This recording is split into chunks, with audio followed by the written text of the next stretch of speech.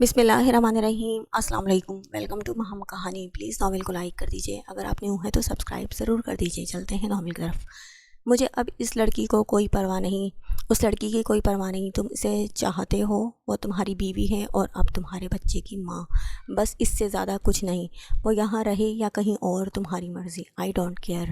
Spot چہرہ، spot آنکھیں، یعنی پھر کبھی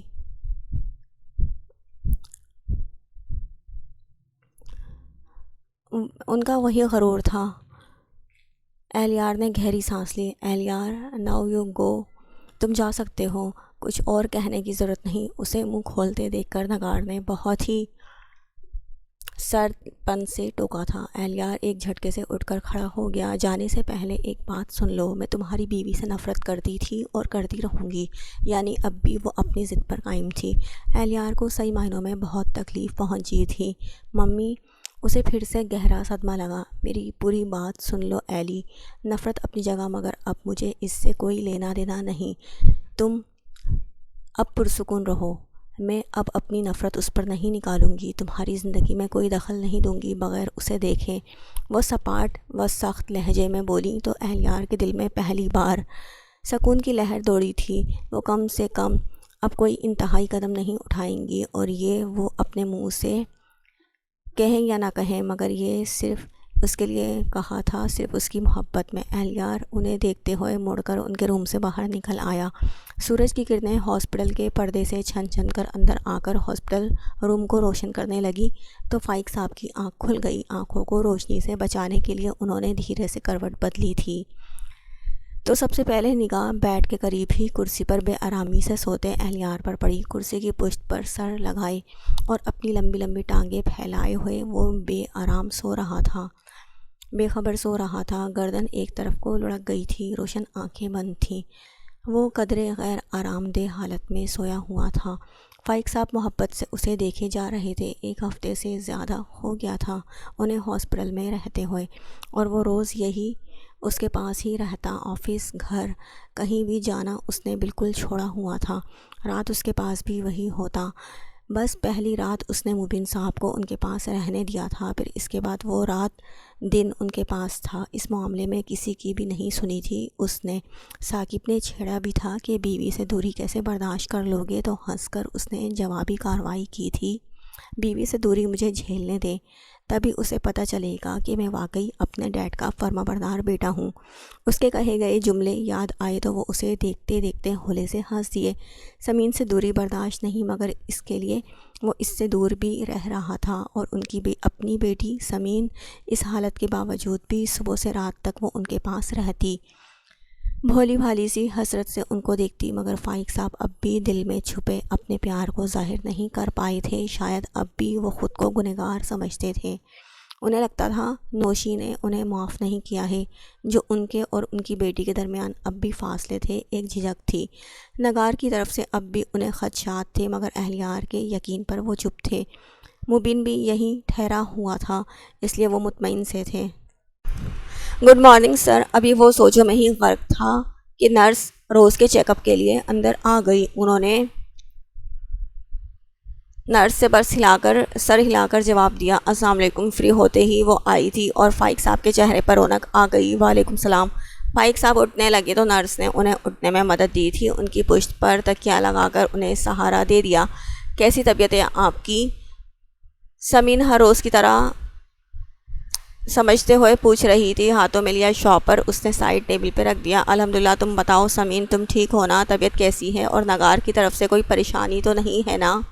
فائق صاحب کی فکر مندی پر وہ بس مسکراتے ہوئے نفی میں سر ہلا کر مڑ کر اہلیار کو دیکھنے لگی، جو گہری نیند میں تھا۔ اسے دوسرے بیڈ پہ سونے میں کیا دقت ہے؟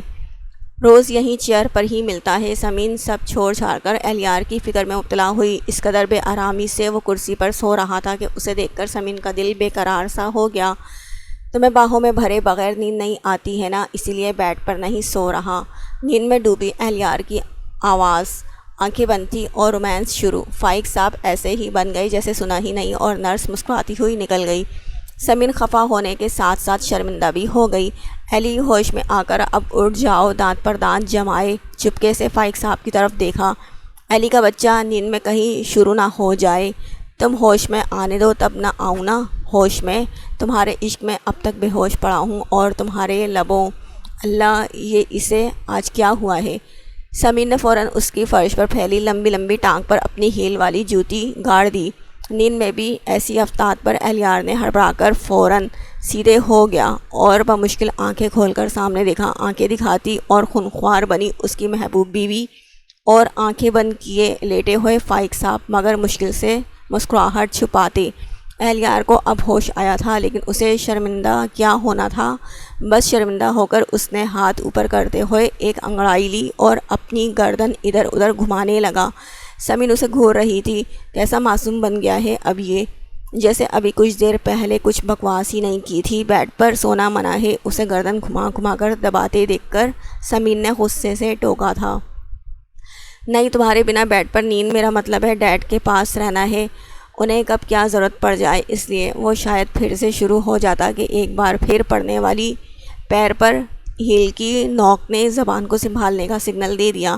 اس کی آنکھوں کے شعلوں سے بچنے کے لیے جلدی سے بات بھی بدل دی، جس میں سچائی بھی تھی۔ مجھے کیا چاہیے ہوگا، میں تو آواز بھی دے سکتا ہوں تمہیں، مگر تم پر کوئی اثر نہیں ہوتا۔ اس بار فائق صاحب نے آنکھیں کھول کر اسے دیکھتے ہوئے پیار سے ڈپٹا۔ اہلیار نے بس مسکراہٹ میں ہونٹ پھیلائے اور پھر سے ہاتھوں سے گردن ہلکے ہلکے دبائی۔ ایک ہی زاویے پہ گردن رکھے رکھے اب درد سا ہونے لگا تھا۔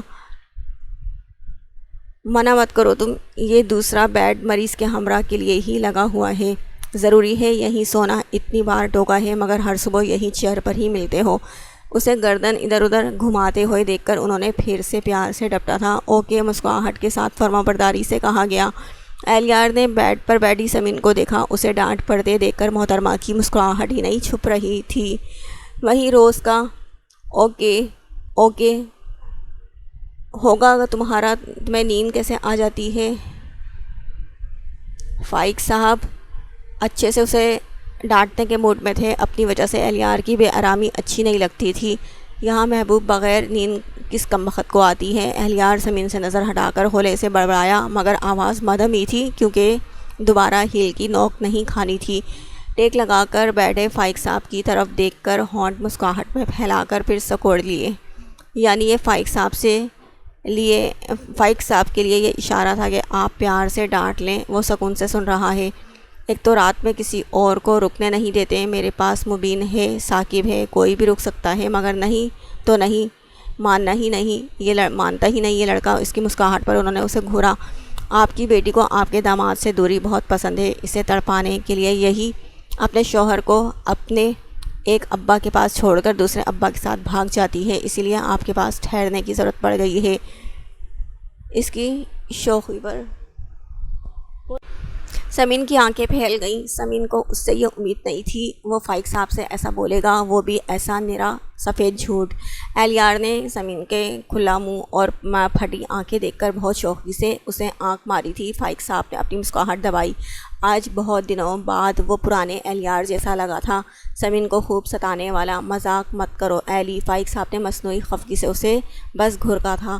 سمین اسے بری طرح سے اب گھور رہی تھی۔ وہ ڈھیٹ بنا مسکراتا چیئر سے ٹیک لگا کر نیم دراز ہو گیا۔ مذاق کیسی بات کر رہے ہیں ڈیڈ، سسر سے داماد مذاق کرتا اچھا لگے گا؟ میری یہ مجال جو میں اپنے سسر صاحب سے شوخی بھگاروں۔ اہلیار کچھ زیادہ ہی موڈ میں آ گیا تھا۔ سمین کا دل کہا کس کر دو چپت لگا دے، اسے لگاتار دیکھتے ہوئے بکواس کرتا، عاشقوں کی طرح آنکھ مارتا۔ وہ بے شرموں کا سردار لگ رہا تھا۔ تم میرے بیٹے ہو، بس داماد والا رشتہ رہنے ہی دو۔ فائق صاحب ہنستے ہوئے اتنا کہہ کر اٹھنے لگے تو اہلیار پھرتی سے اٹھ کر انہیں تھام چکا تھا۔ اب اتنا بھی بیمار نہیں ہوں، میں خود اٹھ بیٹھ سکتا ہوں، اب ڈاکٹر سے کہہ کر چھٹی کرواؤ میری، دل گھبرا گیا ہے یہاں پڑے پڑے۔ اس کے تھامنے پر اہلیار سے کہتے ہوئے وہ اس کے سہارے سے اٹھ کر بیٹھ گئے۔ آپ کو بیمار کوئی تھوڑی کہہ رہا ہے، بس اور جوان ہونے کے لیے یہاں رکھا ہے، آپ کو ذرا اور نکھار آ جائے وجاہت میں۔ اس کی زبان اہلیار کی شوخی پر سمین زور سے ہنسی تھی اور انہوں نے اس کی پشت پر ایک زوردار دھموکا مارا تھا۔ دیکھا کتنے جوان ہو گئے ہیں آپ، زبردست طاقت سے مار لگائی ہے آپ نے۔ ان کی زبردست ہاتھ کا بھی بنا کوئی اثر لیے اس کی شرارت جاری تھی۔ اور میں بھی دیکھ رہا ہوں تمہاری زبان بہت کھل گئی ہے۔ فائق صاحب نے پیار سے اس کے کان پکڑے۔ اہلیار ہنستا ہوا کھڑے کھڑے ہی جھک کر ان کے گلے لگ گیا تھا۔ ایسی ویسی زبان کھلی ہے اس کی، بلکہ سرے سے کوئی فل اسٹاپ ہے ہی نہیں۔ آپ روزانہ اسے ایسے ہی مار لگایا کریں، ٹھیک ہو جائے گا۔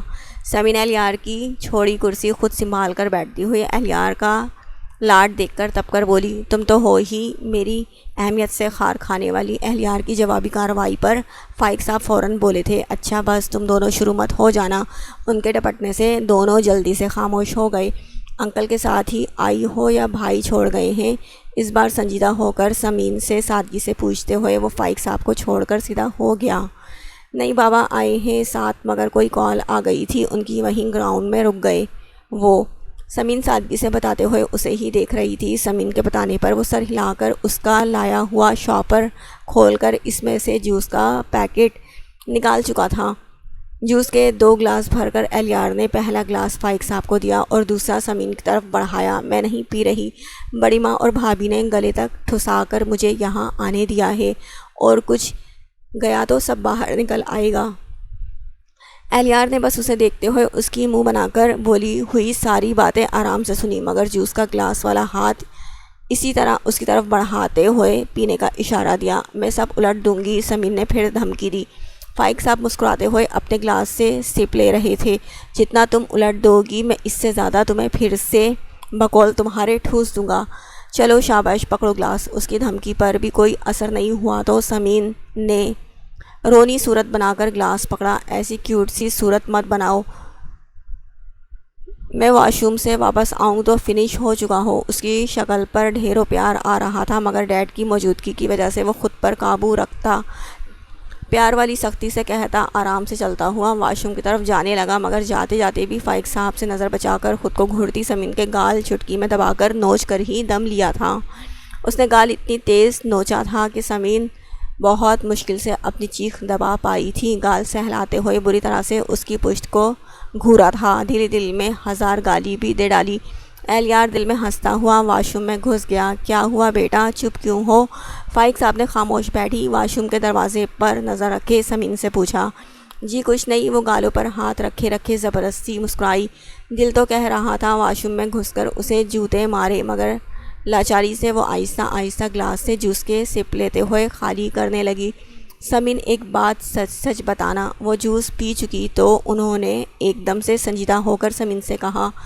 ہاتھ بڑھا کر اپنے ہاتھ میں اس کا ہاتھ لیا اور خالی گلاس اٹھا کر سائڈ ٹیبل پہ رکھ دیا۔ جی، سمین پریشان ہوئی تھی، جانے کیا پوچھنے والے تھے۔ انہوں نے اشارے سے اسے اپنے پاس بلایا تھا۔ چیئر سے اٹھ کر ان سے ذرا فاصلے پر وہیں بیڈ پر ٹک گئی۔ نگار تمہیں پریشان تو نہیں کر رہی ہے نا؟ وہ کیا کرتے، ان کا دل ایک باپ کا دل تھا اور وہ کسی پر بھی یقین نہیں کر سکتے تھے، مگر نگار پر تو نہیں، وہ تو گھر پر زیادہ رہتی ہی نہیں۔ ان دنوں میں مشکل سے انہیں 2-1 بار ہی دیکھا ہے میں نے۔ مجھ سے تو کوئی بات ہی نہیں کرتی وہ معصومیت سے انہیں اپنے ہاتھ میں لیے ہوئے گلاس کو گھماتی بتا رہی تھی۔ سمین ایک بات جان لو، اہلیار لاکھ کہے کہ نگار بدل چکی ہے، لاکھ اسے نگار پر بھروسہ ہو، مگر کبھی نگار پر تم اعتبار نہیں کرنا۔ وہ اہلیار کی ماں ہے، اس لیے اسے یقین ہو سکتا ہے، مگر تم مت کرنا، جتنا ہو سکے تم اس سے دور رہنا۔ انہوں نے اس کے ہاتھ سے گلاس لے کر سائڈ پر رکھ کر بے ساختہ اس کا ہاتھ تھام لیا۔ سمین بس ان کا مہربان چہرہ دیکھ رہی تھی، کتنی فکر تھی انہیں اس کی۔ سمین نے مسکرا کر بس سر ہلایا۔ ویسے مبین ہے تو تمہارے پاس، مگر تم پھر بھی احتیاط کرو، ایک دو دن میں میں بھی ڈسچارج ہو ہی جاؤں گا، پھر انشاءاللہ سب ٹھیک کر لوں گا میں۔ سمین بس پیار سے انہیں دیکھی جا رہی تھی۔ دل کہنے لگا آج ان کے سینے سے لگ کر اپنی ساری محرومی مٹا دے، مگر اپنی نیچر کا کیا کرتی جو پہل کرنے میں ہمیشہ پیچھے ہی رہتی تھی۔ آپ جلدی سے گھر آ جائیں، بس کہا نا تو اتنا۔ فائق صاحب نے مسکرا کر اس کا ہاتھ چھوڑ دیا۔ آپ کہاں جا رہے ہیں انکل؟ الگ تھلگ کھڑی سمین کو بھرپور نگاہوں سے دیکھتے ہوئے پھر اس سے نگاہ ہٹا کر مبین صاحب سے پوچھا تھا۔ اسکول میں ایک کام پڑ گیا ہے جو بنا جائے حل نہیں ہوگا، اس لیے 2-4 دن کے لیے جانا پڑے گا۔ انہوں نے پاس آ کر کھڑے ہو گئے، اہلیار کے شانے پہ ہاتھ رکھا۔ آپ کہیں تو میں چلا جاؤں؟ اس نے بہت خلوص سے پیشکش کی۔ نہیں بھائی، تم فائق اور سمین کے پاس رہو، ان کو تمہاری زیادہ ضرورت ہے۔ فائق ٹھیک ہو جائے تو میری گڑیا اور میرے نوازی کو لے کر ملوانے لاتے رہنا اس کے بابا سے۔ اب ہر بار بیٹی کے گھر تو آنا اچھا نہیں لگتا۔ مبین صاحب نے اس بار قریب ہی کھڑی سمین کے سر پر ہاتھ پھیر کر اہلیار کو دیکھا۔ بیٹی کے گھر تو آنا اچھا نہیں لگتا، مگر بیٹے کے گھر میں رہنا تو آپ کا حق ہے، اور ایک بار آپ اپنا کام ختم کر کے آ جائیں، میں آپ کو جانے نہیں دوں گا۔ اہلیار نے بہت محبت سے ان کا ہاتھ تھام لیا۔ اسے ایک خاص طرح کی عقیدت محسوس ہوتی تھی۔ اسے ساری کہانی جاننے کے بعد وہ اس کے لیے ایک عظیم ہستی بن گئے تھے۔ سارا ہوتی تو اسے برا لگتا۔ داماد کے گھر پڑ جانے پر مبین صاحب نے خود کو سنبھال کر مذاق کا رنگ دے کر اسے بہلانا چاہا۔ بابا، آپ کی بیٹی بھی یہی ہیں تو آپ اسے کیوں چھوڑ کر جا سکتے ہیں؟ ان سے لاڈ سے کہتے ہوئے اس نے ان کے کرتے کے کالر کو بھی درست کیا۔ فائق صاحب کو نہ جانے کیوں یہ منظر محرومی میں مبتلا کرنے لگا۔ یہ حق تو ان کا تھا، مگر خود انہوں نے یہ حق مبین کو دے دیا تھا۔ بیٹی کو چاہنے والوں کے پاس چھوڑ کر جاتا ہوں، دل میں سکون ہے نا؟ اتنے چاہنے والے سب گھر والے، اہلیار جیسا محبت کرنے والا شوہر، اور پھر تمہارے بابا یعنی فائق بھی تو یہی ہیں۔ اس سے بڑھ کر کوئی اور بات ہو سکتی ہے؟ مبین صاحب نے سمین کو اپنے سے لگاتے ہوئے فائق صاحب کو دیکھا تھا۔ میرے بابا بس آپ ہیں اور کوئی نہیں، اور آپ ہی مجھے چھوڑ کر جا رہے ہیں۔ سمین بنا سوچے سمجھے بول چکی تھی۔ اہلیار نے فائق صاحب کا رنگ تبدیل ہوتے دیکھ کر تعصب سے سر ہلایا۔ کب سمین کو ان باتوں کا خیال آئے گا، کب کیا بولنا ہے؟ وہ جانتا تھا کہ وہ بہت معصوم ہے، اسی لیے ایسے بول پڑتی ہے۔ اس کی معصومیت بھری بات پر فائق صاحب کے چہرے پر ایک تاریک سایہ سا لہرایا تھا، جو نہ مبین صاحب سے مخفی رہا تھا، نہ اہلیار سے۔ فائق صاحب نے آہستہ سے لیٹ کر آنکھیں بند کر لیں۔ چہرہ بالکل سرد سپاٹ ہو گیا۔ مبین صاحب اور اہلیار نے ایک دوسرے کو دیکھا تھا۔